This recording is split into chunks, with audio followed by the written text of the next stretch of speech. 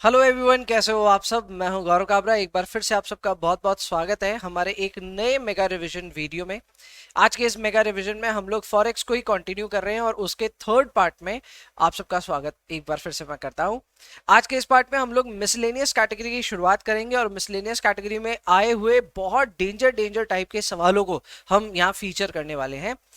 Forex आमतौर पे एक ऐसा टॉपिक है जो कि एसएफएम सीएमए फाइनल की ही बात कर रहा हूँ। सीएमए फाइनल एसएफएम में लगभग 2 क्वेश्चंस के लिए पूछा जा सकता है, जिसमें मेरा ऐसा मानना है कि एक इजी और एक हार्ड क्वेश्चन आता ही है। अब हार्ड क्वेश्चंस कौन सी कैटेगरी से आते हैं? वो आते हैं आमतौर पे उन कैटेगरी से जहां पे फॉरेक्स और डेरिवेटिव्स का कुछ मिश्रण बना दिया जाए, आपके लिए दोनों मिला करके एक पैकेज बनाया जाए। वहां पे थोड़ी डिफिकल्टी आती है और उसी डिफिकल्ट सर्कमस्टांस को हम आज थोड़ा सा एक्सपीरियंस करने जा रहे हैं। मुझे पता है रिविजन्स में ना ऐसे बच्चे धीरे धीरे दम तोड़ते रहते हैं। पार्ट 1 में ज्यादा बच्चे देखते हैं, पार्ट 2 कम बच्चे देखते हैं, पार्ट 3 और भी कम बच्चे देखते हैं। तो अगर आप पार्ट 3 तक पहुंच गए हो तो आप अच्छे बच्चे हो, अच्छे से फिनिश करना। थोड़े एरियाज हार्ड लगेंगे जरूर, पर अभी हार्ड लगना इज बेटर देन एग्जाम में हार्ड लगना। इसलिए थोड़ा सा एक्सपीरियंस अपना डेवलप करो, कॉन्फिडेंस डेवलप करो और एग्जाम के लिए तैयारी करो। चलो जी, शुरुआत करते हैं। वैसे ये सारे ना क्लास में किए हुए भी सवाल हैं, तो ऐसा भी कुछ नहीं है कि इसमें कुछ खास है, ठीक है ना। Everything is already done. चलिए शुरुआत करते हैं। सबसे पहले अगर हम देखेंगे तो यहाँ पे मिसलेनियस कैटेगरी में पहली चीज जो मैं समझाना चाह रहा हूं आपको, वो है परचेजिंग पावर पैरिटी। जिस तरह इंटरेस्ट रेट पैरिटी या इंटरेस्ट आईआरपी जिसे हम कहते हैं इंटरेस्ट रेट पैरिटी होती है, उसमें फॉर्मूला क्या होता है? उसमें फॉर्मूला ये होता है कि आपको फॉरवर्ड रेट पता करना है तो यू नीड स्पॉट रेट। आप इसको मल्टीप्लाई करते हो with 1+r of the numerator currency divided by 1+r of the denominator currency. ये वाला काम हम जब करते हैं तो इससे हमारे पास आ जाता है किसका इंफॉर्मेशन? आईआरपी का। और ये फॉरवर्ड रेट कैलकुलेट करने के लिए सही है। पर ऐसे में अगर आप एक्सपेक्टेड स्पॉट रेट कैलकुलेट करना चाहो तो using inflation rates as well you can do the mathematics as well. Same वही फॉर्मूला है, rather than using interest rates, जो नॉमिनल इंटरेस्ट रेट्स हम यूज करते हैं उसके जगह अगर आप इन्फ्लेशन यूज करेंगे तो इससे भी आपका रिजल्ट आएगा। हाँ, इससे हम कोई फॉरवर्ड रेट कैलकुलेट नहीं करना चाह रहे हैं, इसे हम एक्सपेक्टेड स्पॉट रेट कैलकुलेट करना चाह रहे हैं। हालांकि इन दोनों के बीच में बहुत सटल डिफरेंस है, कोई ज्यादा डिफरेंस नहीं है। फॉरवर्ड रेट और एक्सपेक्टेड स्पॉट रेट में सच में कोई ज्यादा डिफरेंस नहीं है। तो बस टर्मिनोलॉजी को पकड़ने के लिए मैंने आपको बोला कि बस एक बार टर्मिनोलॉजी को पकड़िएगा, बाद बाकी अलग से कोई एफर्ट पाने की दरकार नहीं है। ओके, आगे बढ़ते हैं। ऑप्शन हेजिंग का एक यूनिवर्स है जो आपके लिए वेट कर रहा है। ऑप्शन हेजिंग में देखो, अपने पास में एक तरीका होता है जहां पे हम कोई फ्यूचर कॉन्ट्रैक्ट के थ्रू हेज करते हैं अपनी पोजीशन को। तो फ्यूचर कॉन्ट्रैक्ट के थ्रू हेज करने के टाइम पे आपको नंबर ऑफ कॉन्ट्रैक्ट्स की कैलकुलेशन के आमतौर पे सवाल पूछे जाते हैं। ये डेरिवेटिव्स में भी पूछा जाता है, तो इट्स अ कॉमन थिंग। इसके अलावा प्रीमियम कितना आपको पे करना है वो आपको पता करना पड़ेगा ऑप्शन हेजिंग के दौरान। एंड अनकवर्ड एक्सपोजर भी एक होता है जिसमें आप अपनी पोजीशन को बिना हेज किए यूजिंग फ्यूचर्स आप उसको अनहेज रख देते हैं। तो आमतौर पे ऐसा कैसा होता है मैं आपको समझाता हूं। हो सकता है कि आपका जो एक्सपोजर है वो है 130 करोड़ या लैक्स मान लेते हैं, ठीक है, और आपका 1200 लैक्स तक कवर हो जा रहा है ऑप्शन से। तो बाकी का सर क्या करते हैं? बाकी का जो 30 लाख बच जाता है, इसके लिए आप दो डिसीजन ले सकते हैं। या तो आप इसे अनकवर्ड रख सकते हैं, या फिर में आप इसको एक फॉरवर्ड कॉन्ट्रैक्ट से अलग से कवर कर सकते हैं। अब ये सवाल पे डिपेंड करता है, हमारे अजम्पशन पे डिपेंड करता है, बाद में देखेंगे। इतना टेक्निकल क्वेश्चन मैं एक्सपेक्ट भी नहीं कर रहा एग्जाम में, पर अगर आ जाए तो इस चीज के लिए यहाँ पे मैंने कुछ डायरेक्टिव्स लिख रखे हैं। आगे बढ़ते हैं करेंसी स्वैप को लेकर के। मुझे ऐसा लगता है कि यार करेंसी स्वैप ना आ जाए एग्जाम में, आपके लिए उससे ज्यादा आसान कुछ नहीं होगा। आमतौर पे सीएमए इंस्टीट्यूट करेंसी स्वैप के नाम पे भी ना इंटरेस्ट रेट स्वैप ही पूछ रहा होता है आपसे, which is again a part of derivatives. तो वो डेरिवेटिव्स जैसा ही लगेगा आपको, उसमें बस करेंसी का नाम रहेगा, पर टेक्निकली जिस तरह से करेंसी स्वैप होती है, जिन जिन चीजों का ख्याल रखा जाता है, वो ये लोग भी ख्याल नहीं रखते। तो बोल सकता हूं कि करेंसी स्वैप के नाम पे आएगा तो इंटरेस्ट रेट स्वैप ही, और बहुत सिंपल सा आएगा। मैं चाहता हूं एग्जाम में आ जाए क्योंकि वो बहुत इजी कैटेगरी है। आगे मैंने दो आपके लिए नोट्स लिखे हैं। नंबर 1 ये लिखा है कि कैपिटल बजटिंग के साथ में कई बार फॉरेक्स को इंक्लूड कर दिया जाता है। मेरा ये मानना है कि इन दोनों का जो मिक्सचर है वो एक अच्छा, बहुत अच्छा आपके लिए सिचुएशन बनाएगा जहां पे आप मार्क्स उठा पाओगे, आराम से उठ जाएगा। फॉरेक्स और कैपिटल बजटिंग का मिक्सचर कभी परेशान नहीं करेगा। जो परेशान करेगा वो ऑलरेडी लिख दिया है मैंने। जहां फॉरेक्स और डेरिवेटिव्स मिल करके सवाल पूछा जाएगा वही आपको परेशान करेगा। और ये बात जो मैंने आपको दो बातें बोली है, इन दोनों बातों को प्रूव करने के लिए मेरे पास लिस्ट ऑफ क्वेश्चंस है जिनको हम एक एक करके देखेंगे। तो आइए शुरुआत करते हैं विद दिसंबर 2013 का क्वेश्चन। ये 2 मार्क्स के लिए आया था, बड़ा ही सिंपल सा सवाल है जी, और जाहिर सी बात है जो भी 2 मार्क्स के लिए आया है इन द पास्ट, अब वो एमसीक्यू के लिए एकदम एलिजिबल है, तो ध्यान रखिएगा। सवाल ये है कि अपने एक 8 वर्जन लैपटॉप की बात कर रहे हैं जो कि न्यूयॉर्क में $461.5 में अभी फिलहाल बिक रहा है। यही सेम वर्जन लैपटॉप इंडिया में 30,500 रुपए का बिक रहा है। आप चाहे तो बड़े आराम से यहाँ पे स्पॉट रेट कैलकुलेट कर सकते हैं। स्पॉट रेट हमें चाहिए रूपी बाई डॉलर के फॉर्म में, तो रूपी वाले अमाउंट को आप ऊपर रखेंगे और डॉलर वाले अमाउंट को आप रखेंगे नीचे। जाहिर सी बात है इसको सॉल्व करने पे रिजल्ट आ जाएगा स्पॉट रेट का, जरूरत पड़ेगा तो हम कैलकुलेट कर लेंगे। इसके बाद बोला है कि एक्सचेंज रेट नई दिल्ली में आपको कैलकुलेट करनी है, तो कैलकुलेट करने के लिए बोला ही है तो लो जी कैलकुलेट हो जाएगा। आगे बोलता है अगले 1 साल, अरे भाई नहीं सवाल थोड़ा सा चेंज है, अगले 1 साल में जो हो रहा है उसके बाद आपको नई एक्सचेंज रेट पूछ रहे हैं। So they are not asking you the current exchange rate, ये आपसे एक्सपेक्टेड स्पॉट रेट पूछ रहे हैं of the currency after 1 year.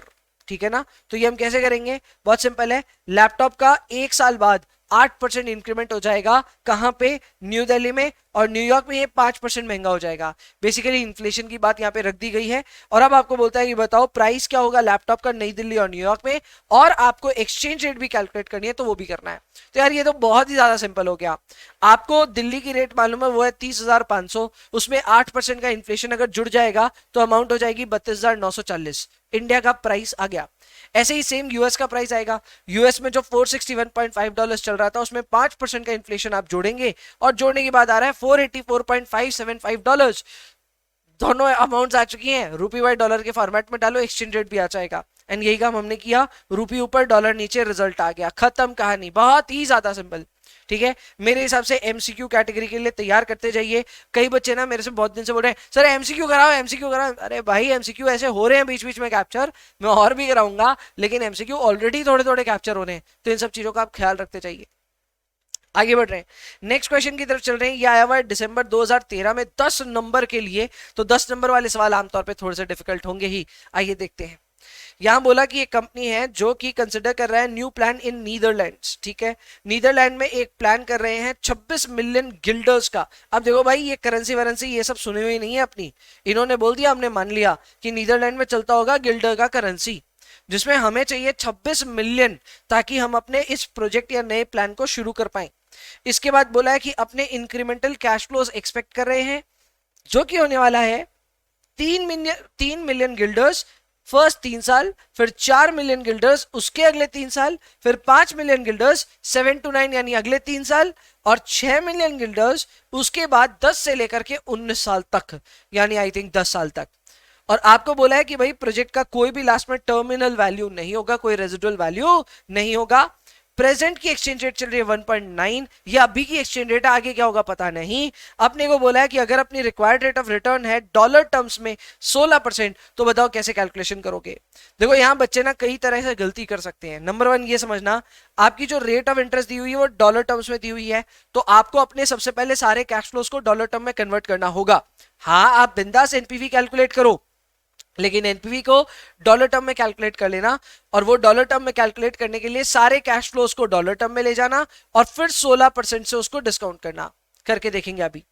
इसके अलावा आपने को ये बोला है कि एक्सचेंज रेट 1.9 ही रहेगा, ये मान करके सोचो और एनपीवी कैलकुलेट करके बताओ। तो यार ये बड़ा आसान है। सबसे पहले आपको ये सवाल समझना है, सवाल में बहुत अच्छे से सब कुछ दिया हुआ है। अपने को फर्स्ट 3 साल का ना पीवीआईएफए करके ही दे दिया, 4 से 6 का भी पीवीआईएफए दे दिया, 7 से 9 का भी दे दिया और 10 से 19 का भी दे दिया। तो काम बड़ा आसान हो चुका ऑलरेडी। हमें 3 मिलियन मिलेगा पहले 3 साल, फिर 4 मिलियन मिलेगा अगले 3 साल, फिर 5 मिलियन मिलेगा उसके अगले 3 साल, और उसके बाद मिलेगा 6 मिलियन बाकी 10 साल तक। तो हमारे पास ऑलरेडी कैश फ्लोज है और पीवीआईएफए है, इन दोनों को आपस में मल्टीप्लाई करके हम जोड़ेंगे। पहला काम तो ये करेंगे। इसके बाद में हर एक अमाउंट को हमको डिवाइड करना है बाई 1.90 ताकि हमें डॉलर टर्म्स में उसका कैश फ्लो अमाउंट मिल जाए। ठीक है, तो ये कैसे होगा आइए देखते हैं। हमने यहां क्या किया, पहले जो 3 मिलियन हमें मिल रहा है पर एनम, उसको 2.246 के पीवीआईएफ से मल्टीप्लाई किया, उसका पीवी आ गया। सिमिलरली हमने सेकंड वाले के लिए किया 4 मिलियन इंटू 1.439, ये भी इसका पीवीआईएफ था, तो इससे इसका रिजल्ट आ गया। इस तरह से हमने टोटल किया तो हमारे पास पीवी ऑफ इनफ्लोज आ चुके हैं। इन सबको हमने डिवाइड किया by 1.90 to convert this into dollars. अब ये जो रिजल्ट आया है हमारे पास में, दिस रिजल्ट, अच्छा इसमें से माइनस ऑलरेडी कर ही दिया था हमने अपने इनिशियल इन्वेस्टमेंट को भी, तो ये रिजल्ट जो आया ये फाइनली एनपीवी आ गया एंड ये डॉलर टर्म्स में है। हमने जब डिवाइड बाय 1.90 किया तो हमने अपने जो गिल्डर्स थे गिल्डर्स को कन्वर्ट कर लिया इनटू डॉलर टर्म्स एंड बड़े आराम से इसका रिजल्ट आ गया है। आगे बढ़ते हैं सेकंड क्वेश्चन में। सेकंड क्वेश्चन में बोलता है कि बेसिकली यहां पे क्या हो रहा है ना, ये 1.90 की जो एक ही रेट लेके सॉल्व किए थे, अब बोलता है नहीं नहीं हर बार अलग रेट है। पहले 3 साल की रेट है 1.84, फिर अगले 3 साल की रेट है 1.78, फिर 1.72 और अगले 3 साल, और लास्ट के 10 साल 1.65। अब की बार क्या होगा, आपने जो ये एक सिंगल से डिवाइड कर दिया था 1.90, अब वैसे करने से नहीं होगा, अब आपको यहाँ पे डिवाइड करना पड़ेगा अलग अलग अमाउंट से। तो सेम वही काम कर रहे हैं, 3 इंटू 2.246 तो किया, जो कि ऊपर भी किया था, बस डिवाइड किया इसको सेपरेटली 1.84 से। इसी तरह सेकेंड वाले अमाउंट को 1.78 से डिवाइड किया, थर्ड वाले अमाउंट को 1.72 से, एंड फाइनल अमाउंट को 1.65 से। और 26 जो हमारा इनिशियल इन्वेस्टमेंट था उसको 1.90 से ही किया है, क्योंकि 1.90 हमारे पास ऑलरेडी स्पॉट रेट है, ये तो हमें पहले से ही पता है।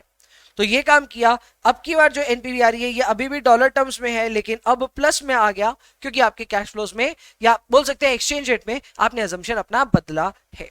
सो ये था NPV for the second case as well. किसी भी मौके पे आपको ऐसा लगे कि ये रिवीजन आपके स्पीड से ज्यादा स्पीड चल रहा है, वैसे revision is meant to be speedy, तो उस केस में इन रिविजन्स को आप पॉज कर करके अपनी कैलकुलेशंस खुद से कंप्लीट करें, एंड कैलकुलेशन कंप्लीट होने के बाद ही आप अगले सवाल में जाएं। 2-3 बातें और भी याद आ गई, वो भी बता देता हूं। नंबर 1, चैनल को आपने सब्सक्राइब नहीं किया, मुझे पता है नहीं किया है, कर दो, ठीक है, प्लीज करो। दूसरा, वीडियो को भी लाइक करो, दोस्तों के साथ प्लेलिस्ट शेयर कर देना। एट द सेम टाइम आपको जो भी नोट्स वगैरह चाहिए ना इस सेशन के लिए, वो सब डिस्क्रिप्शन में है, तो जाकर के डाउनलोड भी कर सकते हो। चलो जी, आओ जी नेक्स्ट क्वेश्चन देखते हैं। ये आया हुआ है जून 2014 में 5 नंबर के लिए। इसके पहले वाला 10 नंबर का था, ये 5 नंबर का है। सवाल में बोला है कि PQR लिमिटेड है जो कि यूएस में प्रोजेक्ट कुछ करना चाह रही है, basically Indian company doing business in USA, ठीक है, अच्छी बात है। इनिशियल इन्वेस्टमेंट है इसकी 140 लाख, तो लिख लेते हैं भाई, लिख लेंगे तो अच्छा रहेगा। Initial investment is 140 lakh dollars में है, ठीक है। 5 साल का ये प्रोजेक्ट का लाइफ है। करंट स्पॉट रेट दिया हुआ है 60.30, so rupee by dollar is reported to be 60.30। आपने बोला रिस्क रेट यूएस में चल रहा है 7%, इंडिया में चल रहा है 8%, तो यूएस की रिस्क रेट है 7%, इंडिया की 8%, ठीक है, ध्यान रखेंगे इस बात का। कैश फ्लोज भी डॉलर टर्म्स में ही रिपोर्टेड है। चलो यार, बात खत्म हो गई, डॉलर टर्म्स में ही सब कुछ रिपोर्टेड है। और आगे अपने को बोलता है कि अपने को एनपीवी भी कैलकुलेट करना है फॉरेन। अरे ये तो सही हो गया, अपने को सारे कैश फ्लोज डॉलर्स में दिए हुए हैं और अपने को बोलता है एनपीवी भी डॉलर में ही निकालना है, तो कोई अपने को कन्वर्जन करना ही नहीं है। रिक्वायर्ड रेट ऑफ रिटर्न जो है वो है प्रोजेक्ट का 15%, और पीवी फैक्टर 13.93% का भी कुछ दिया हुआ है बार बार। ओके, सवाल अब थोड़ा सा ट्रिकी क्या है मैं बता देता हूँ। सवाल में ना हालांकि खुल करके कुछ बोला ही नहीं, बोलना चाहिए था इनको। यहाँ पे अब ये जो 15% लिखा हुआ है, ये किधर की इंटरेस्ट रेट है या किधर का डिस्काउंटिंग रेट है। Required return of the project बोला 15%, हम इसको यूएस का माने कि इंडिया का माने। वैसे PQR लिमिटेड इंडियन कंपनी है, तो ये मानना गलत नहीं होगा कि अगर इंडिया में ये प्रोजेक्ट कर रहे होते तो हम 15% रेट ऑफ रिटर्न डिमांड करते, लेकिन ये इंडिया में नहीं हो रहा है, ये हो रहा है यूएस में। तो हमें यूएसए के लिए एक रिक्वायर्ड रेट ऑफ रिटर्न निकालना पड़ेगा। आप इसे रिक्वायर्ड रेट ऑफ रिटर्न भी कह सकते हैं, आप चाहे तो इसे RADR भी कह सकते हैं। RADR तो सबको पता है नाम, रिस्क एडजस्टेड डिस्काउंट रेट। तो इंडिया का तो पता है हमें, यूएस का कैसे पता चलेगा? तो भाई उसके लिए हमें रिस्क प्रीमियम निकालना पड़ेगा इंडिया का, और एक बार रिस्क प्रीमियम इंडिया का आ गया तो वही रिस्क प्रीमियम ऑफ यूएसए मान लेंगे, और उससे हम अपना RADR निकाल लेंगे यूएस टर्म्स में, डॉलर टर्म्स में। अब ये ऑब्वियसली मैं तब कर पा रहा हूं जब मैंने इस तरह का सवाल देखा हुआ है। अगर ये एग्जाम में नया प्रकट होता तो हो सकता है ये 5 नंबर का सवाल भी ना कईयों को परेशान कर देता, बट ये फिर भी देखो सिंपल है। हाँ लॉजिकली ये थोड़ा सा अभी भी ऑफ बीट है, क्यों इसके पीछे का मैं रीजन बताता हूं। ये थोड़ा फॉल्टी लॉजिक है। फॉल्टी लॉजिक यहाँ पे ये है कि RADR के लिए जो रिस्क प्रीमियम हमें चाहिए वो माना गया है कि इंडिया का भी सेम है और यूएस का भी सेम है। ऐसा नहीं होता है। इन रियलिटी रिस्क प्रीमियम अलग अलग देशों का अलग अलग होता है, एंड इसके पीछे जो सबसे बड़ा रीजन होता है उसे हम कहते हैं CRP, जिसे हम कहते हैं कंट्री रिस्क प्रीमियम। ऐसा माना जाता है कि जो डेवलप्ड इकोनॉमीज है वहां पे कंट्री रिस्क प्रीमियम होता है कम और डेवलपिंग में होता है ज्यादा। तो इस हिसाब से अगर इंडिया में रिस्क प्रीमियम मान लो 8% आ जाए तो फिर risk premium in US should be lesser than 8%, ऐसा होना चाहिए।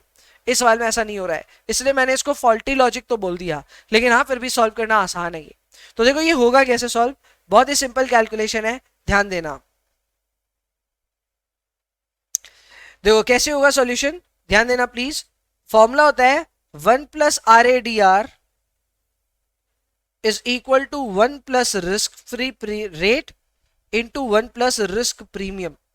अगर इसमें रिस्क प्रीमियम को मैं एक तरफ कर दूं तो फॉर्मूला बनेगा 1 plus RADR divided by 1 plus risk free rate -1। तो ये करने से अपना इसका रिजल्ट आराम से निकलेगा, और यही काम हम यहां कर रहे हैं। इंडिया में हम रिस्क प्रीमियम जब कैलकुलेट कर रहे हैं तो इंडिया की रेट चल रही है 15% डिस्काउंट रेट, जबकि इंडिया में रिस्क रेट चल रही है 8% की। सॉल्व किया तो 6.48% अपना आ गया रिस्क प्रीमियम इन इंडिया।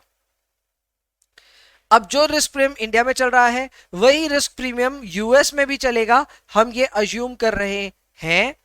अब यूएस में अगर रिस्क प्रीमियम हमारे पास है और यूएस का हमारे पास रिस्क फ्री रेट भी है, रिस्क रेट आई थिंक 7% है, और रिस्क प्रीमियम भी आ गया हमारे पास विच इज 6.48%, तो आइए हम अपना RADR कैलकुलेट कर लेते हैं।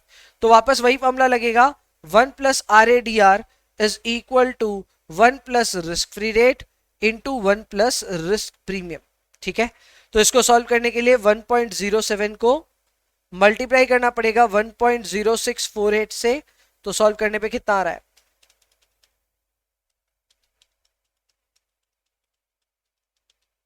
आ रहा है 1.1394, यानी 13.93 या 13.94% आप इसको पकड़ सकते हैं। तो ये आ गया यूएस का रिक्वायर्ड रेट ऑफ रिटर्न।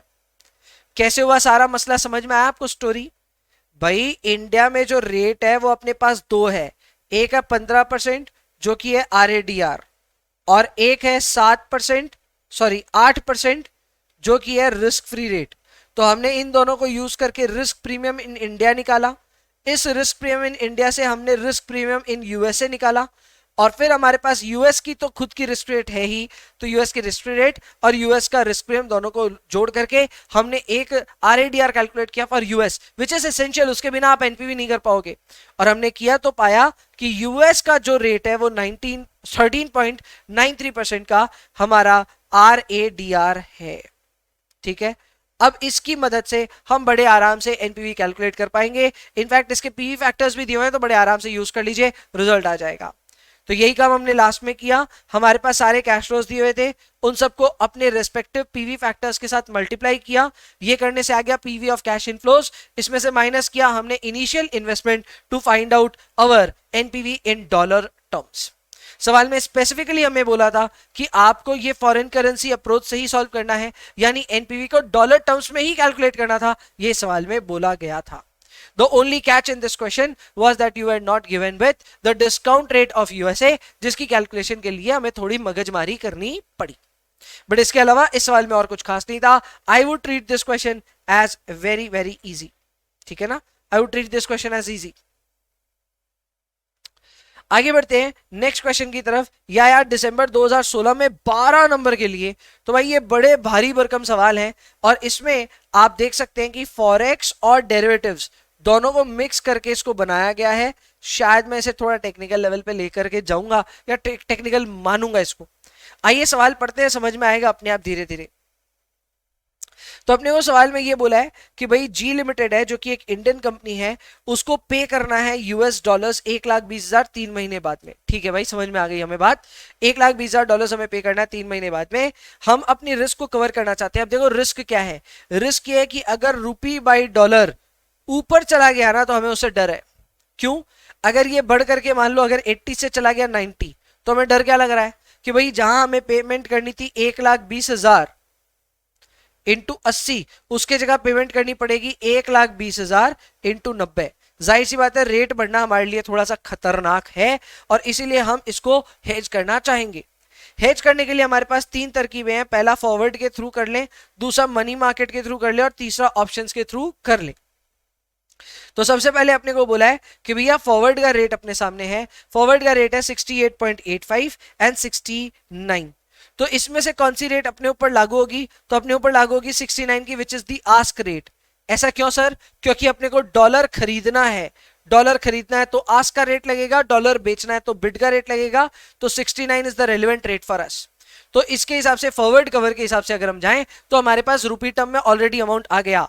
हमें पेमेंट करना है 1,20,000 का, 69 की रेट एप्लीकेबल होगी। तो इस हिसाब से फॉरवर्ड हेजिंग करते वक्त हमें 82,80,000 रुपीज का खर्च करना पड़ेगा 3 महीने बाद में।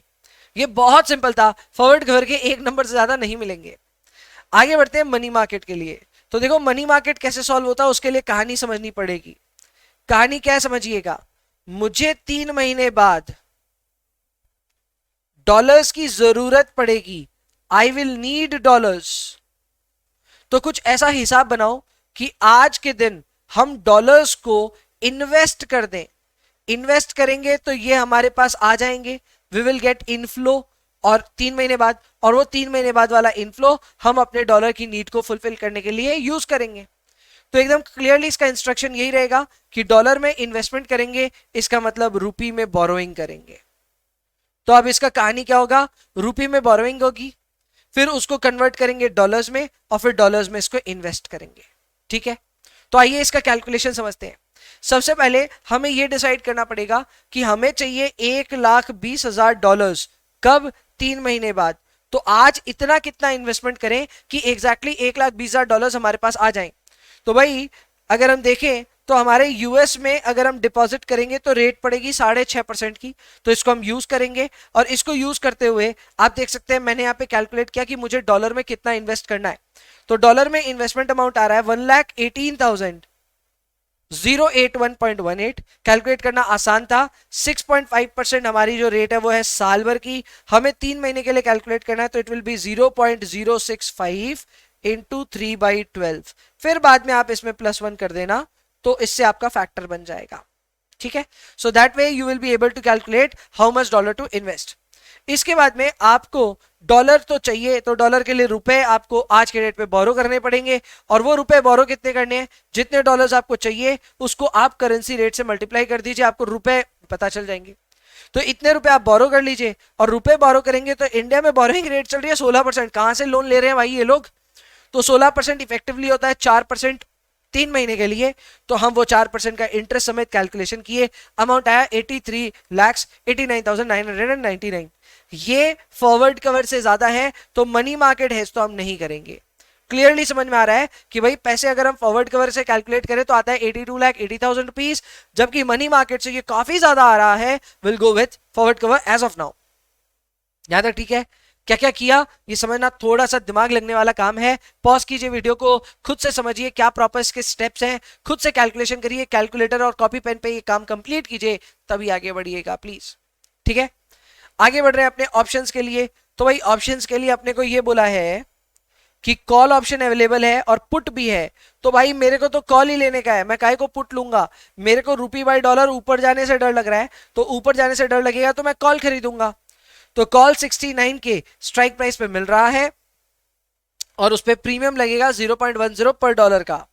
अपने को बोला है कि 3 महीने बाद जो हमारी रेट्स हैं वो कुछ इस प्रकार की हो सकती है। हम सबको पता है एक्सपेक्टेड हमें स्पॉट रेट कैलकुलेट करनी होगी, so that we will calculate and find out. तो आओ जी देखते हैं। एक्सपेक्टेड कैलकुलेट नहीं किया क्या? अच्छा लास्ट में किया, ठीक है ठीक है ठीक है, समझ में आ गया। इससे ही आप चाहें तो एक्सपेक्टेड कैलकुलेट कर सकते हैं क्या? नहीं, इससे नहीं कर सकते। नहीं कर सकते। क्यों नहीं कर सकते? क्योंकि यार ऑप्शंस है, ऑप्शंस ना सिमेट्रिकल नहीं होते। ऑप्शंस में आपको एक एक के लिए अलग अलग कैलकुलेशन करनी है। फॉर एग्जांपल अगर आप 69 पे कर रहे हो तो आपका पे ऑफ जो होगा ऑन दी कॉल ऑप्शन वो 0 हो जाएगा, 69 पे भी 0 हो जाएगा, 69.6 पे 0.6 पर डॉलर पे आपको पे ऑफ मिलेगा। इसके अलावा ध्यान रखिएगा कि प्रीमियम आप हर बार दे रहे हो 0.10 पर डॉलर, 0.10 दे रहे हो ना? हाँ जी, तो आप प्रीमियम भरते जा रहे हो 0.10 पर डॉलर, एंड यहां पे भी है 0.10 पर डॉलर। तो इससे आपका प्रॉफिट आ जाएगा, और प्रॉफिट के बाद में आप अपना लास्ट में कैलकुलेशन कर लेंगे। तो ये कैसे होगा देखो समझो। सबसे पहले हमने प्रीमियम पे किया है $1,20,000 के हिसाब से 10 पैसे पर डॉलर के हिसाब से 12,000 का हमने प्रीमियम पे किया। अब अगर हमारा यहां पे प्रोबेबिलिटी होता है कि स्पॉट रेट हो जाता है 69.4, तो हमको कॉल पे कुछ भी पे ऑफ नहीं मिलेगा, प्रीमियम उल्टा हमारा लग गया, तो प्रीमियम का खर्चा प्लस लास्ट में 69.4 के हिसाब से हम पेमेंट भी करेंगे, तो हमारा नेट खर्चा पड़ेगा 82,20,000 रुपीज। अब ये समझना क्या क्या हुआ। ऑप्शन जो होता है वो अपने आप में पे ऑफ दे देता है, लेकिन लास्ट में जो भी एक्सचेंज रेट है उसी के हिसाब से आपको पेमेंट करनी पड़ेगी। तो हमारी एक्सचेंज रेट 68.4 पहुंच गई थी, तो $1,20,000 के लिए हमें पे करना पड़ा एज पर 68.4। हमने पे किया 82,08,000 रुपीज। इसके बियॉन्ड अपने को कॉल पे कुछ रुपए आए नहीं, उल्टे प्रीमियम लग गए 12,000 के, तो खर्चा बढ़ करके हमारा पे ऑफ आया 82,20,000 रुपीज। 69 की कैलकुलेशन भी सेम ऐसे ही होगी। आप 69 की रेट पहुंच गई तो 1,20,000 पे 69 की रेट से आपको पेमेंट करना पड़ेगा। So this is the amount of expenditure that you need to do. ऊपर से कॉल में कुछ आया भी नहीं क्योंकि 69 के ऊपर गया ही नहीं कॉल, ऊपर से 12,000 का और खर्चा लग गया, तो वो भी जोड़ लीजिए, खर्चा आ गया 82,92। अगर ये रेट 69.6 चली जाती है तो अगेन आपका खर्चा होगा 1,20,000 इंटू 69.6, यहां पे अमाउंट आ गया। अब पे ऑफ आएगा, योर पे of will be 0.6 into 1,20,000 which is 72,000 का पे ऑफ आएगा, और 12,000 रुपए का आपका यहाँ पे प्रीमियम भी लगेगा। तो यहाँ पे बेसिकली क्या होगा, दिस इज योर खर्चा, दिस इज योर फायदा, and this is also your खर्चा। सबको जोड़ेंगे तो वापस वैल्यू आ रहा है 8292। तो अपने पास में यहाँ पे प्रॉपर बोल सकते हैं टोटल कितना कैश फ्लो आएगा वो आज का है। अब इन कैश फ्लो का प्रोबेबिलिटी के साथ में आप मेल मिलाप कर दीजिए और एक्सपेक्टेड आउटफ्लो निकाल लीजिए। तो हमारा एक्सपेक्टेड आउटफ्लो आ रहा है 82,84,800। This is still higher than the forward rate. Forward rate में ये आया था 8280, तो 4,000 रुपए, 4,800 रुपए से ये ज्यादा है। तो जाहिर सी बात है फॉरवर्ड हेजिंग के साथ हम जाएंगे, which turns out to be the most economical thing. ये सबसे इकोनॉमिकल है तो हम इसी के साथ जाएंगे। क्लियर? सो ये हमारा यहाँ पे बोल सकते हैं कि रिकमेंडेशन। बाद बाकी मेरे को ऐसा लगता है कि यहाँ पे एक बार आपको पॉज करना चाहिए, इस सवाल को अच्छे से करना चाहिए। 12 नंबर का बहुत ही बेहतरीन सवाल था, बहुत अच्छा, जिसमें मुझे लगता है 2 तो बहुत आसान थे, थोड़ा बहुत ऑप्शंस में दिमाग लगाना पड़ता है। इसको प्लीज अच्छे से करके जाओ, क्या पता एग्जाम में आ जाए। ठीक है, so please do this nicely. जिनको पॉज करना पड़े प्लीज एक बार पॉज कर लेना। ठीक है, चलो गुड। 2 सवाल अपने और करेंगे, ठीक है, before we will break this into the second part, मतलब इसका नेक्स्ट पार्ट में जाएंगे। तो 2 सवाल हमें और करने हैं, जिसमें से पहला सवाल बुक का सवाल है, दिसंबर 2023, 7 मार्क्स के लिए आया हुआ है, और ये जून 23 में भी 2016 सिलेबस में आया हुआ है। तो ये क्वेश्चन क्या है, एक बार इसको आप पढ़ेंगे, पॉज लेकर के एक बार इसको पढ़ेंगे आप, और जब पूरा पढ़ लेंगे तब इसका एक्सप्लेनेशन मैं शुरू करता हूं। चलो चलो पढ़ने में लगो प्लीज।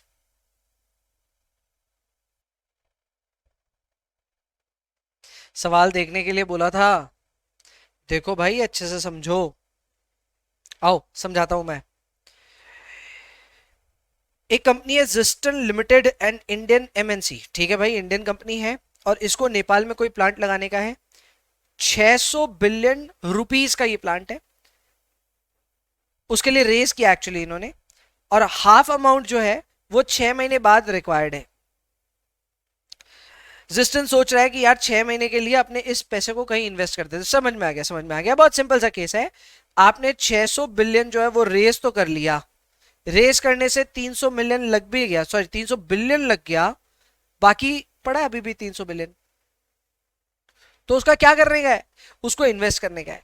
इन्वेस्ट करने के लिए हम लोग इतने फिरंग हो चुके हैं कि भाई इन्वेस्ट में इंडिया में नहीं कर रहे, हम बोल रहे हैं हम इन्वेस्ट करेंगे या तो यूके में या तो यूरोप में। लो भाई ठीक है, अगर आप यूके में इंडेक्स फंड में इन्वेस्ट करते हैं तो जाहिर सी बात है आपको उसको पाउंड में कन्वर्ट करना पड़ेगा, और पाउंड में कन्वर्ट करेंगे तब जाकर के उस पर क्या क्या मिलेगा देखते हैं। आपने सारे पैसे मान लो पाउंड में कन्वर्ट कर लिए, तो आपको डिविडेंड मिलेगा 6 महीने के बाद में, 6 महीना है ना, हाँ 6 महीने के बाद में मिलेगा 13.65 sorry, total I think billions, yes billions.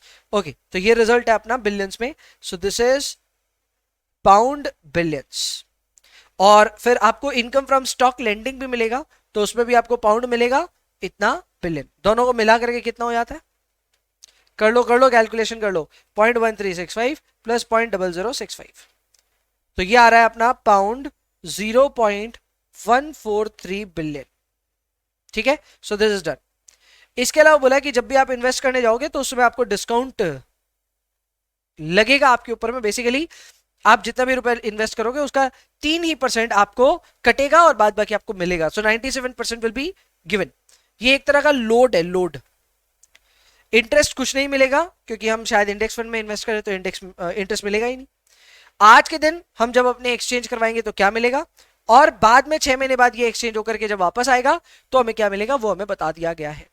तो देखो बहुत सिंपल है, अगर आप 300 बिलियन रुपीज से स्टार्ट किए हो तो आप अपनी रेट को डायरेक्टली मल्टीप्लाई करके कैलकुलेट कर सकते हो यहां पे पाउंड्स, क्योंकि आपकी जो कंसर्न्ड करेंसी है रुपीज वो नीचे ही है, तो नीचे होने से आप डायरेक्टली मल्टीप्लाई कर सकते हो। मैंने किया मल्टीप्लाई 300 इंटू 0.0099, तो ये आया 2.97 बिलियन। अब ये पाउंड में कन्वर्ट हो चुका है। So we have invested 2.97 billion in pounds. ठीक है, बाद में अपने को यहां पे टोटल जो और इनकम मिली वो है 0.143 बिलियन एज वेल। तो ये हमने इन्वेस्ट किया, इस पे इतना अपने को इनकम मिला, लेकिन लास्ट में अपना ना एक डिस्काउंट भी कट रहा है, तो डिस्काउंट का वैल्यू क्या होगा आइए वो भी देख लेते हैं। तो यहां पे सबसे पहले आपने जो इन्वेस्ट किया वो 2.97 है, हमने कैलकुलेट ठीक कर लिया था। जब रीपेमेंट की बारी आएगी तो 2.97 का सिर्फ 97% आपको वापस मिलेगा, 3% उन्होंने रख लिया डिस्काउंट के नाम पे, तो we are getting back 97% of the invested amount. इसके अलावा हम लोग को 2 डिविडेंड और स्टॉक लेंडिंग से इनकम आ रही थी वो मिलेगी, और टोटल हमारे पास कमाई आई 3.029 बिलियन। अब ये अगेन वापस पाउंड्स में ही है, तो इसको वापस कन्वर्ट करना पड़ेगा इनटू रुपीस। और अब की बार कन्वर्शन करने के लिए पहला तो फॉरवर्ड रेट यूज कीजिएगा, फॉरवर्ड रेट है 0.01। दूसरा आपकी जो रेट है वो है पाउंड बाई रुपी, जबकि आपके पास जो इंफॉर्मेशन है वो है पाउंड की, तो इस रेट को उल्टा कीजिए। रेट को उल्टा करने के लिए रुपी बाई पाउंड आप इसको कीजिए, उल्टा करने पे इसका रिजल्ट आ रहा है 100, तो बस 100 की रेट को यहाँ पे यूज करना है। तो आपके पास इतने पाउंड्स बचे, इतने पाउंड्स को इनटू 100 कर दो, रिजल्ट आ जाएगा इन रुपी टर्म। ये आप कर सकते हो। अब ये किसी को अगर ऐसे करके रेट को डायरेक्ट से इनडायरेक्ट करने में मजा आता है तो जरूर करें, अगर आपको मजा नहीं आता है, आपको लगता है ये डायरेक्टली ही कर सकते थे तो डायरेक्टली भी कर सकते हैं। रिजल्ट खैर हमारे पास आ गया 3.0239 बिलियन रुपीस अगर हम पाउंड में जाते हैं तो। पर अगर हम यूके में जाते ही नहीं है, हम इस पैसे को इन्वेस्ट करते हैं यूरोप में, तब तो भाई यूरोप में करेंगे तो वहां के अपने नियम। जैसे कि एग्जांपल के तौर पे सबसे पहले आप जब इन्वेस्ट करेंगे तो आपको जो रेट मिलेगी वो मिलेगी 0.011 की। तो आपके पास में अगेन 300 बिलियन है, 300 बिलियन को 0.011 से मल्टीप्लाई कर देना। सर क्या इसको भी हम मल्टीप्लाई कर सकते हैं? कर सकते हैं, क्योंकि आईएनआर नीचे है, तो दिस विल बी 300 इंटू 0.011। सो ये आ रहा है 3.30 बिलियन यूरोस। इसके बाद इस पैसे पे आपको ब्याज मिलेगा, ब्याज है 7.8% पर एनम के हिसाब से। So 7.8% is for the entire year, हमें 3.9% 6 महीने के लिए मिल जाएगा। So that we will calculate, और वो बड़े आसानी से आ जाएगा। ये जो भी पैसा आएगा अपने पास उसको लास्ट में हम कन्वर्ट करेंगे using another rate which is again 0.011। तो रेट ना वापस बदली नहीं, 6 महीने बाद सेम ही रेट रह गई, तो जो भी अमाउंट है उसको कैलकुलेट वापस करेंगे। तो ये कैलकुलेशन करने के लिए देखो, यूरोप में हमने जब पैसे डाले तो वो बने 3.3 बिलियन, कैलकुलेशन के लिए मल्टीप्लाई किया था। फिर इसके बाद में अपने को 7.8% के हिसाब से इंटरेस्ट मिल रहा है, लेकिन सिर्फ 6 महीने का इंटरेस्ट कैलकुलेट करना है, तो वो हमने कैलकुलेट किया। इंटरेस्ट अमाउंट आया 0.1287 बिलियन, टोटल आया 3.4287 बिलियन। अब वापस इसको कन्वर्ट करना है, तो आपकी रेट दी हुई है 0.011, ये रेट दी हुई है यूरो बाई रुपी, आपको इसको करना पड़ेगा रुपी बाई यूरो। तो या तो आप इसी को उल्टा कर लो या फिर सीधे डिवाइड कर देना। रेट आ रहा है 90.9091, तो इस रेट को भी आप यूज कर सकते हैं। So this will be 3.5 4287 into 90.9091, ठीक है। So that way you will be able to calculate. इसका वैल्यू अगर ज्यादा आ रहा है तो ये बेटर अपने आप हो जाएगा, ठीक है।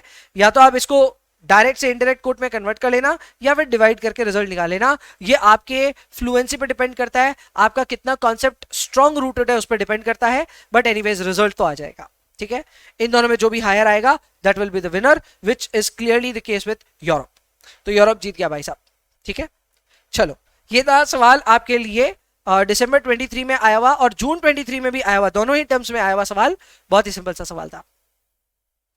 आगे हम बढ़ते हैं दिसंबर 23 के एक और सवाल में। यह आया 7 मार्क्स के लिए। सर इतने कितने सवाल आए भाई? 2016 सिलेबस भी था, 22 सिलेबस भी था, और उसके बाद में दो सवाल भी आते हैं आमतौर पे, तो नंबर ऑफ क्वेश्चंस तो काफी थे। आइए इस सवाल पे आते हैं। ये आखिरी सवाल है आज के इस पार्ट का। स्वदेशी लिमिटेड है जो कि एक एक्सपोर्ट ओरिएंटेड यूनिट है और इनवॉइसिंग करती है करेंसी ऑफ द इंपोर्टर पे। सो बेसिकली फॉरेन करेंसी में अपना यहाँ पे बिलिंग होता है, और हमने इसी हिसाब से 240 यूएस डॉलर्स का, 240,000 यूएस डॉलर्स का हमने इनवॉइसिंग किया हुआ है। ये 1 अगस्त को हमने इनवॉइसिंग किया। अच्छा, हमें रिसीट होने वाली है 1 अगस्त को। गुड एक्सपोर्ट हमने जो किया है वो किया 1 मई को, ठीक है भाई। तो अपने को यहाँ पे कितने महीने का टाइम मिल रहा है? मई, जून, जुलाई। मई, जून, जुलाई का अपने को यहाँ पे 3 महीने का काम करना है, ठीक है। ओके, 1 मई को अपने को बोलता है कि कॉन्ट्रैक्ट साइज है 6,40,000 रुपए का। ये इंडियन रुपी कन्वर्जन पे है, जबकि अपने पास में जो ट्रांजैक्शन अमाउंट है वो डॉलर्स में है, तो पहला इसका ख्याल रखना। दूसरा सवाल पूरा भरा पड़ा है इन सब चीजों से। आपको सबसे पहले फॉरवर्ड की कुछ इंफॉर्मेशन यहां मिल जाएगी, करेंसी फ्यूचर की इंफॉर्मेशन कुछ यहां मिल जाएगी, और कुछ मार्जिन अमाउंट्स भी है जो कि करेंसी फ्यूचर से ही रिलेटेड है। फॉरवर्ड के केस में कोई भी मार्जिन नहीं होता है, फ्यूचर्स के केस में होता है, तो उससे रिलेटेड भी कुछ इंफॉर्मेशन है जो यहां मिल जाएगी। अपने वो बोलता है कि 1 अगस्त 2023 को रेट है ये जो कि एक्चुअल रेट है, और करेंसी फ्यूचर जो रेट है वो है ये जो कि फ्यूचर की रेट है। दोनों वैसे कन्वर्ज हो जानी चाहिए थी, आमतौर पे ऐसा होता है कि दोनों कन्वर्ज हो जाती हैं, पर यहां कोई कारण से नहीं हुआ, तो जो भी रेट हमें दिया हुआ है उसका हम ख्याल रखेंगे। हमें बोल रहा है कि स्वदेशी मूवमेंट किसके साथ जाना चाहेंगे? फॉरवर्ड के साथ हेज करना चाहेंगे, फ्यूचर के साथ करना चाहेंगे, या हेज ही नहीं करना चाहेंगे? पहले मैं ये बता दूं that this is a very very very dangerous question. क्यों? क्योंकि भाई ये फॉरेक्स और डेरिवेटिव्स दोनों को जबरदस्त मिला चुका है, और ये उसके लिए बहुत डिफिकल्ट होने वाला है जिसको डेरिवेटिव्स पे पकड़ अच्छी नहीं है। अगर आपकी डेरिवेटिव्स पे पकड़ अच्छी नहीं है तो भाई डर का माहौल है, डरना पड़ेगा और थोड़ा ध्यान देना पड़ेगा। पकड़ अच्छी भी है तो भी ध्यान ज्यादा देना। चलो शुरुआत करते हैं। सबसे पहले फॉरवर्ड कवर के साथ शुरुआत करते हैं। तो देखो यार, फॉरवर्ड कवर तो बहुत सिंपल है। 3 महीने का फॉरवर्ड कॉन्ट्रैक्ट अगर आप खरीद लेते हो तो आपका काम हो जाएगा। तो देख लेते हैं फॉरवर्ड कवर का क्या हिसाब किताब है। 2,40,000 आपके पास यूएस डॉलर्स आपके पास आने वाला था, तो आने वाला है, तो आप इसका एक फॉरवर्ड कवर ले लो। फॉरवर्ड कवर के लिए 3 महीने का फॉरवर्ड कॉन्ट्रैक्ट मिल रहा है 0.0123 पे। ये कोटेशंस ध्यान रखिएगा डॉलर बाई आईएनआर टर्म्स में है, चलेगा नहीं। अपने को रूपी बाई डॉलर में ले जाना है इसको, तो रूपी बाई डॉलर करते वक्त इसको उल्टा कीजिए। 0.0123 डिवाइड इक्वल टू ये आ रहा है 81.3008। ये आ गई रूपी बाई डॉलर टर्म्स में, ठीक है। तो ये हम अपने पास में रेट आ चुकी है। इस रेट को अपने मल्टीप्लाई करेंगे विद 2,40,000, देखते हैं रिजल्ट क्या आ रहा है। तो 2,40,000 डिवाइड करके निकाला है, जो भी है सेम ही चीज है। मैं भी कैलकुलेशन करके देख लेता हूं। हाँ, एग्जैक्टली सेम आंसर आ रहा है, तो ये एकदम परफेक्ट है। सिंपल, हम डिवाइड करके रेट को चेंज करें या फिर मैं सीधा डिवीजन करके करें, इट्स द सेम थिंग। मैं इसके ऊपर पहले भी बात कर चुका हूं। अब आते हैं हम करेंसी फ्यूचर्स में, which I think is the hardest. No hedge तो और भी इजी है यार। नो हेज में क्या होगा, 2,40,000 आपको मिलने वाला है, और उस समय की जो रेट है वो आपकी अगस्त की रेट लेनी है विच इज 0.126, तो अपने आप ही रिजल्ट आ जाएगा। सो 2,40,000 डिवाइडेड बाई 0.0126, ये आ रहा है 19,047,619 समथिंग, ठीक है। एक बार इसको भी चेक कर लेते हैं, नो हेज में क्या ये रिजल्ट आ रहा है। हाँ जी, नो हेज में ये रिजल्ट आ गया, तो ये भी ठीक है। तो मैं बेसिकली आपको ये बताना चाहता हूं कि भाई यहाँ पे ना फॉरवर्ड करने में जोर आया, आसानी से हो गया, और ना नो हेज करने में जोर आया, आसानी से हो गया। तो भाई क्या बात के नंबर मिल रहे हैं यहाँ पे? 6 नंबर मिल रहे हैं कि 7? 7। तो 7 में मेरे हिसाब से कम 4 मार्क्स इसी एक सवाल के होने चाहिए, करेंसी फ्यूचर्स के। तो अब इसको कैसे किया जाएगा, आइए समझते हैं। सबसे पहले फ्यूचर्स को लेकर के हमें रेट समझनी है। रेट ही गड़बड़ है भाई साहब, यहां लिखा हुआ है जून, जबकि ये जून का सवाल ही नहीं है, ये अगस्त का सवाल होना चाहिए। तो फर्स्ट ऑफ ऑल यहाँ पे ये लिखा हुआ गलत आया, अगस्त होना चाहिए था।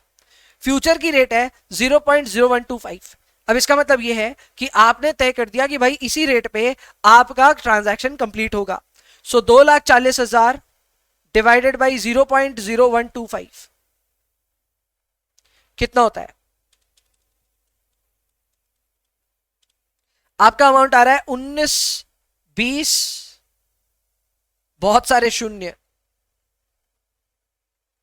192 lakhs रुपीज आया।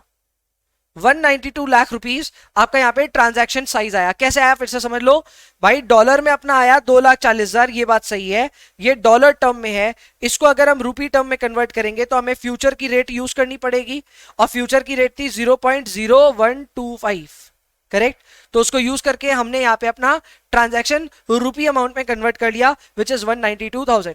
अब ध्यान रखना, आपका एक एक कॉन्ट्रैक्ट जो है वो 6,40,000 रुपीज का है, तो आपको नंबर ऑफ कॉन्ट्रैक्ट्स भी यहाँ पे पता चल गए हैं। अच्छी बात इस सवाल की ये है कि आपका अनकवर्ड जो पोर्शन है वो 0 है, पूरा का पूरा आपका ट्रांजैक्शन कवर हो गया इससे। अब जाहिर सी बात है 30 कॉन्ट्रैक्ट करने जाओगे तो मार्जिन भी जमा करना पड़ेगा। तो मार्जिन भैया अगस्त का जो कॉन्ट्रैक्ट है उसका मार्जिन चल रहा है 26,000 रुपए का। Margin is not, I would say, a cost, but इतने पैसे जमा कराने पड़ेंगे, तो ये ध्यान रखना। तो हमने इसको जमा कराया भाई, 30 कॉन्ट्रैक्ट पे 26,000 रुपए करके हमने अपना मार्जिन जमा कराया 7,80,000 रुपए। हम इतने फकीर मानते हैं खुद को कि ये पैसा भी हमारे पास है नहीं, तो हम इसको बोरो करेंगे। बोरो करेंगे तो ब्याज लगेगा, और ब्याज की भी रेट हमें दी हुई है विच इज 8.5% पर एनम के हिसाब से। तो भाई 8.5% के हिसाब से हमारा यहाँ पे जो इंटरेस्ट बनता है 3 महीने का वो आ रहा है 16,575।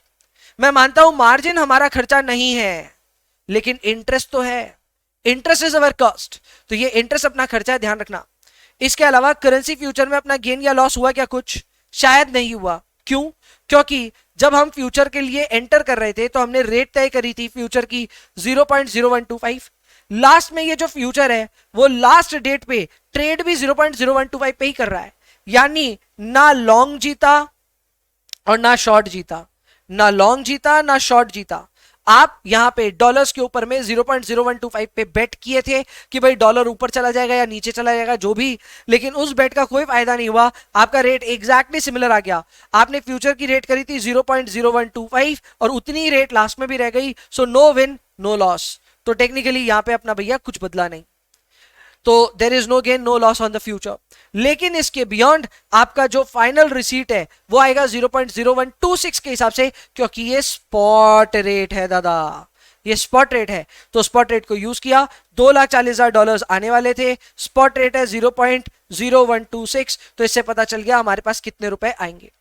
ये जो रुपए आए हैं इसमें आप देख सकते हैं मैंने जो इंटरेस्ट अमाउंट है वो ऑलरेडी इसमें से माइनस कर दिया है, क्योंकि इतना पैसा हमें इंटरेस्ट के लिए चुकाना पड़ा। तो लास्ट में हमारे पास अमाउंट आया 19031,044। सारी वैल्यूज को कंपेयर कर लीजिए, जो सबसे ज्यादा बड़ा वैल्यू होगा वही सबसे बेहतर होगा, जो कि मेरे ख्याल से फॉरवर्ड है। Forward turns out to be the highest value, 195 something है, तो वो सबसे बेस्ट है, हम उसी के साथ में जाएंगे। तो the answer to this is forward contract. Clear? So ये था भाई इस सवाल का जवाब। बहुत ही अच्छा सवाल था, इसको एक बार गौर जरूर करना अच्छे से। इंटरेस्टिंग सवाल, लेकिन 7 मार्क्स के लिए था। मुझे मुश्किल तो नहीं लगा, पर इसको देखना जरूरी है, तो इसको प्लीज अच्छे से एक बार देख लीजिएगा। मैं इसको 3 स्टार लगा रहा हूं, यानी इंपॉर्टेंट बना रहा हूं। And with that being said, ये पार्ट यहाँ पे अपने आराम से अब कंप्लीट कर सकते हैं। अपने अगले पार्ट में जाएंगे, इसी कैटेगरी को कंटिन्यू करते हुए और कुछ सवाल हैं जिनको हम कवर करेंगे, और अपने अगले पार्ट में और एक्स्ट्रा मिसलेनियस कैटेगरी से सवाल कंप्लीट होंगे।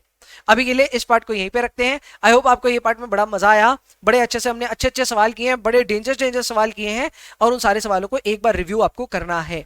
Goes without saying, everything is in the description. आप जाकर के आराम से डाउनलोड कर सकते हैं नोट्स को भी, प्लेलिस्ट भी की भी शायद लिंक नीचे डाली हुई मिल जाएगी, वीडियो कोर्स की भी लिंक नीचे ही है, सब कुछ आपके लिए है, तो वो आप जरूर कर लीजिएगा। चैनल को सब्सक्राइब कर लीजिएगा, दोस्तों के साथ प्लेलिस्ट शेयर कर दीजिएगा। इतना सा काम कीजिए। I will see you in the next one.